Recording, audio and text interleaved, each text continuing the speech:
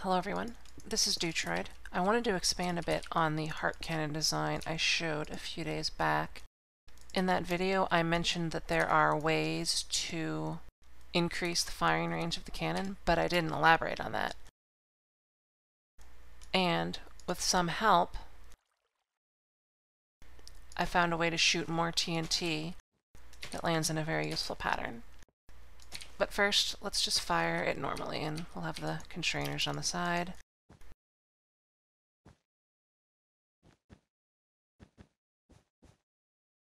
So for reference, this is the version that I showed you in the RFW Cannons video. Fires a nice, tight pattern.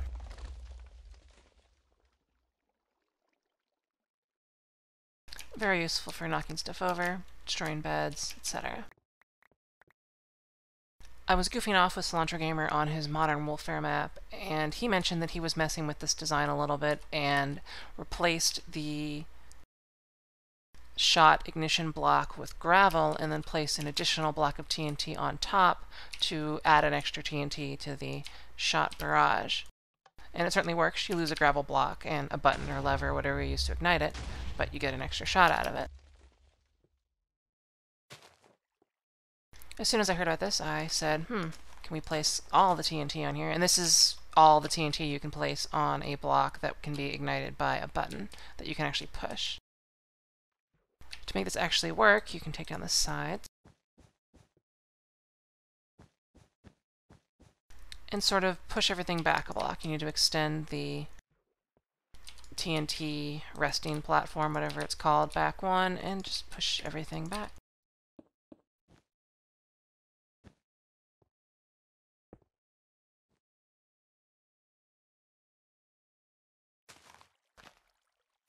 So now we have a lot of TNT.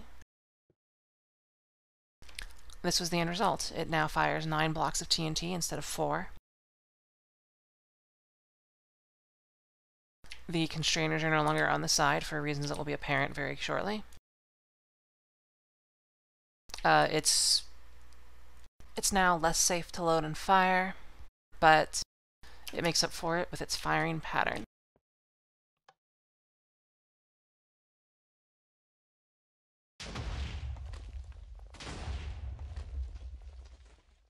Let's see that again.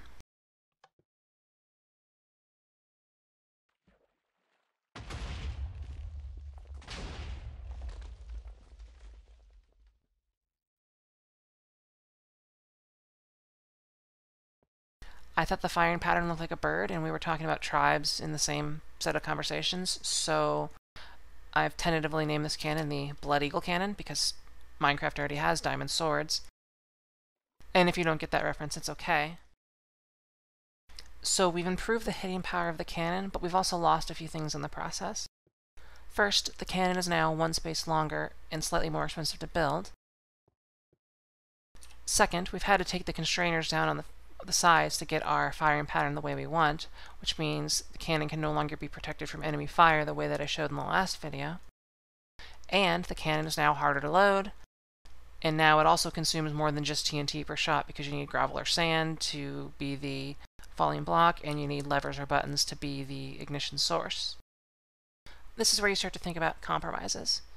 Do I really need the 9th block of TNT that I get by having a gravel block here, or can I swap this for a conventional block?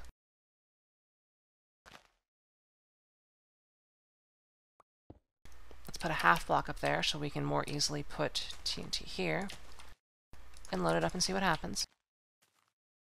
Alright, so here we are loaded up with 8 TNT. Let's fire it and see if we get a agreeable result.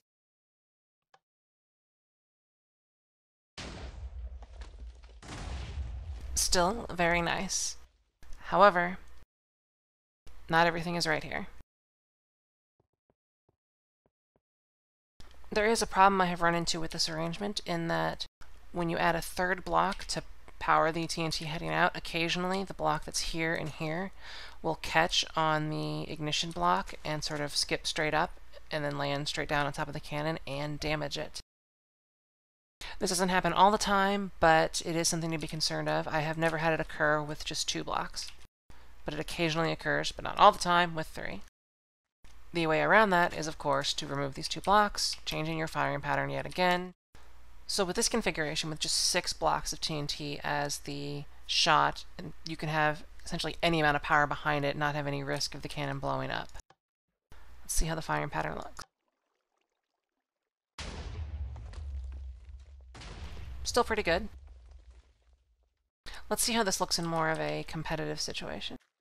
I have rebuilt the cannon in the chutes and ladders section of the second Race for Wool map. Let's see how it does versus those ladders down there. Let's give it a very long timing.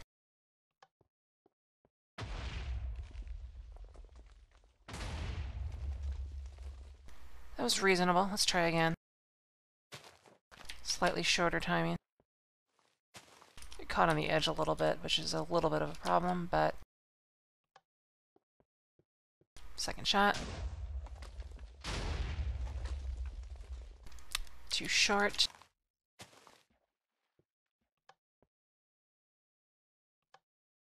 This should be a lot better.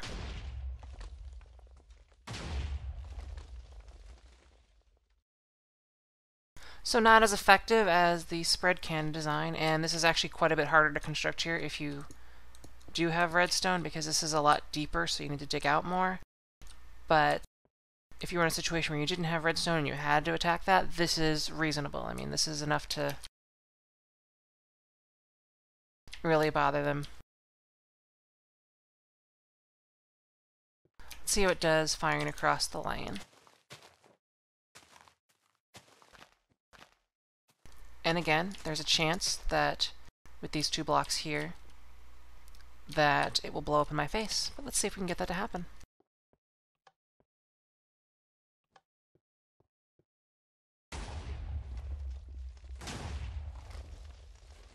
Actually, that did a better job on the ladders than anything else.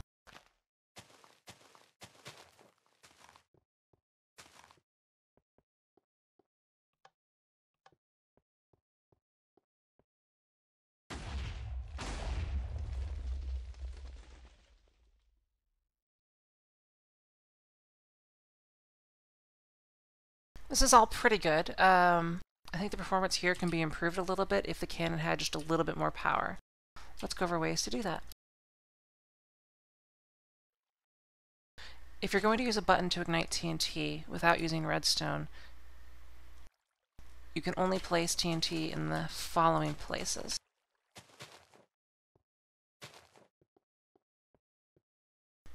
Technically, you could have a block here as well, but you wouldn't be able to actually press the button.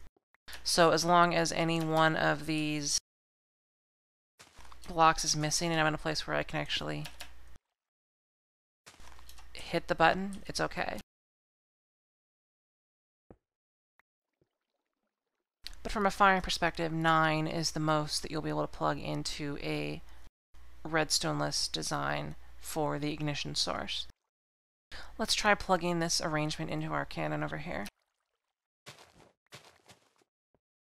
So the first thing we're going to do is raise this block up 1. So that way we can get TNT under it. And we're going to place the button on this side.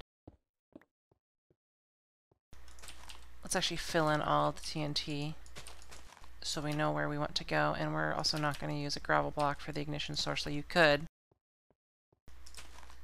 Okay. Now we need to protect the TNT against the bias issue, and let me explain that in more detail right now.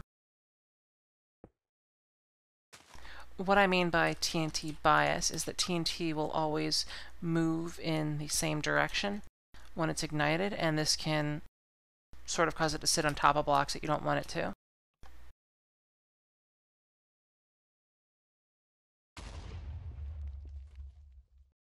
Do you see how the TNT moved this way and a little bit this way? Normally that's not a problem, but you get into situations like this, where when you ignite TNT, you technically want both of these to fall, but one of them doesn't, and ends up in the wrong place.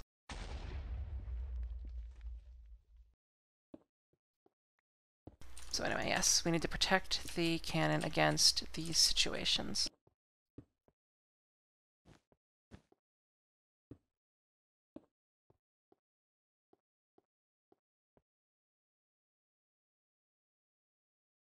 Then we need to fill this thing up with water. And this one will be fine here because it will be held in place by the TNT that goes there. And we're actually going to replace this one with a gravel so you can see the max power shot.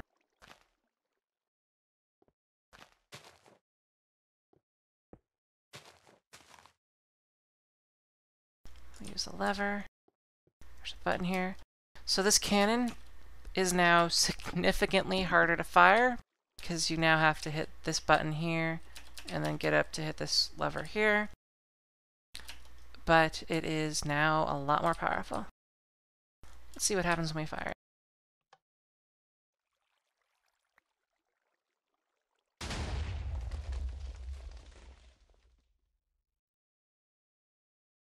Nice, but also too powerful for our race for wool purposes.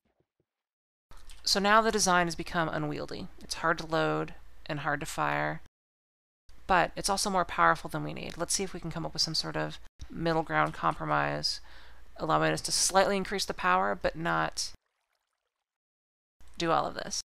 I've reverted back to the original simple layout. We're going to use this as a starting platform to add just one more block of TNT to help power this.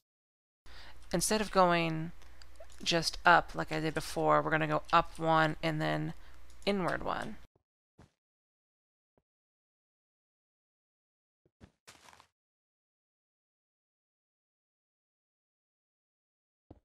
This means we can load TNT down here, and we could technically do it. Oops, didn't want to do that. Let me put water back in there. Like so. We can't put a TNT block on the back here because it would sort of be on the half block anyway. And we run into a problem with these two blocks. If this cannon was firing the other direction, these blocks would be fine. Well, as long as I put protectors on the side like that. But with this direction, they're going to go off this way. And if I put something to prevent them from doing that on this side, it would prevent the TNT that is here from being in its proper place. It should still technically fire, but not in the same pattern that we had before. But since we're only adding one more block of TNT, those are not even really necessary. We are instead going to protect these blocks around the button.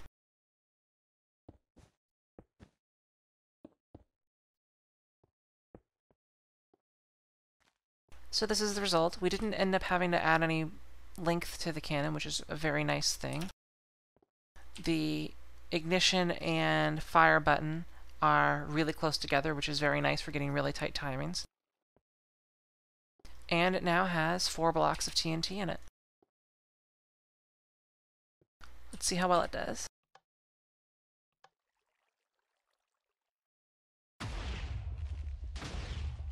Not too bad. Let's try it on the other side over here. I've made the same modifications to the cannon over chutes and ladders. Let's see how well it does now. With a short timing. Much nicer. That means pretty much all of the TNT you project on their side is going to do something useful. Whereas before there were some that were sagging a little bit outside of where you wanted them to hit. This, I think, is the best compromise for an RFW style match for the Blood Eagle cannon. Alright, let's build one. Start with the same T shape as with the Heart cannon, pointing the direction you want the cannon to fire. Then add another row of half blocks. Place a half block here, here, and here. Solid blocks in these 4 positions. Cap each of those solid blocks with half blocks. The shot ignition block goes here with a button on it. The charge ignition block goes here, also with a button on it, and water goes here and here. Not that hard to build. TNT would go here, here, and here. and also one underneath. And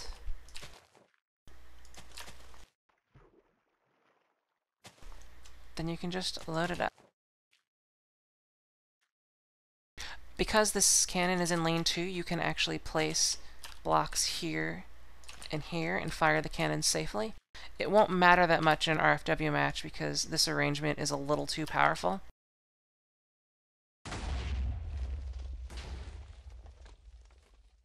But it's interesting nonetheless. With this design, you can't place a TNT block here because the charge igniter will ignite this one. You also can't place one here when it's facing this direction because it will catch on this block, and to armor it against that would make the gun unfireable. But you could replace this with gravel and place TNT here.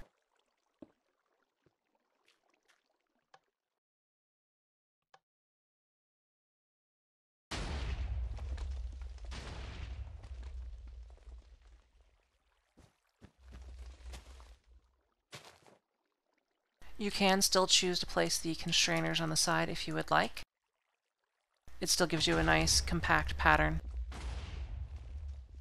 So I think if you consider everything, this ends up being a very balanced cannon. What it loses in simplicity versus the heart design, it makes up for reasonably well with both power and flexibility, making it a good or even ideal choice in a lot of situations you might encounter in an RFW style match.